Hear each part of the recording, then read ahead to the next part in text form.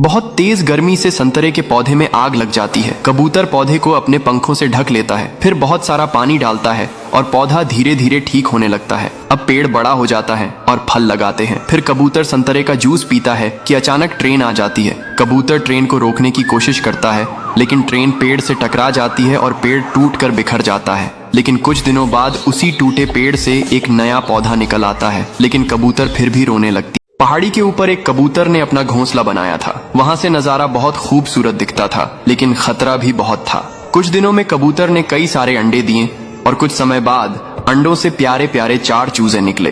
कबूतर अपने बच्चों को बहुत अधिक प्यार करता था। एक दिन कबूतर अपने बच्चों के लिए खाना लाने निकला, लेकिन बदकिस्मती से तभी 4 चूजे में से एक चूजा घोंसले से नीचे गिर जाता है। अब जब कबूतर वापसी आती है तो देखती है एक बच्चा कम है। फिर चूजे अपनी माँ को सारी बात बताते हैं। कबूतर अपने बच्चे को हर जगह ढूंढती है, लेकिन कुछ पता नहीं चलता है। फिर कबूतर रोने लगती है। फिर लाइक सब्सक्राइब नहीं किया। ये बेचारी कबूतर माँ बनने वाली होती है और इस बेचारी कबूतर को गांव में कहीं अंडे रखने की जगह नहीं मिलती है। इसलिए कबूतर गांव छोड़कर जंगल चली जाती है और घोंसला बनाकर रहने लगती है। और फिर कबूतर अंडे देती है और उनसे छोटे छोटे बच्चे निकलते हैं। बच्चे भूखे होते हैं तो कबूतर उनके लिए दाना लेने जाती है। तभी ये भयानक सांप कबूतर को देख लेता है और हमला कर देता है।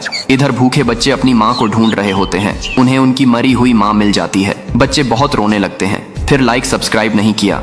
कबूतर एक मधुमक्खी के छत्ते से शहद खाने लगता है, इसलिए मधुमक्खियां गुस्सा हो जाती हैं और कबूतर पर हमला कर देती हैं, जिससे कबूतर का शरीर मधुमक्खी के छत्ते जैसा हो जाता है। कबूतर भागता भागता किसान के पास आता है। किसान कबूतर के ऊपर गाय का दूध डाल देता है, जिससे कबूतर ठीक हो जाता है, लेकिन कबूतर रोने लगता। फिर लाइक सब्सक्राइब नहीं किया। किसान और बड़ा कबूतर मिलकर एक बड़ा रॉकेट बना रहे थे और कुछ दिनों की कड़ी मेहनत के बाद रॉकेट बनकर तैयार हो जाता है। और फिर कबूतर चांद पर जाने के लिए रॉकेट में बैठ जाता है और फिर चांद के लिए रवाना हो जाता है। 2 दिनों के बाद कबूतर चांद पर लैंड कर जाता है और वहां की जमीन जांचने के लिए एक गड्ढा खोदता है और फिर उसमें एक सेब का पेड़ लगा देता है। कुछ दिनों के बाद पेड़ बड़ा हो जाता है और फल आ जाते हैं, लेकिन कबूतर रोने लगता है। फिर लाइक सब्सक्राइब नहीं किया। एक गांव में एक सुंदर सफेद कबूतर रहता था। एक दिन उसे एक सूखा नारियल मिला। वह उसे अपनी चोंच में उठाकर एक शांत सी जगह ले गया और मिट्टी में दबा दिया। कुछ दिनों बाद बारिश आई और नारियल से एक नन्हा सा पौधा निकल आया।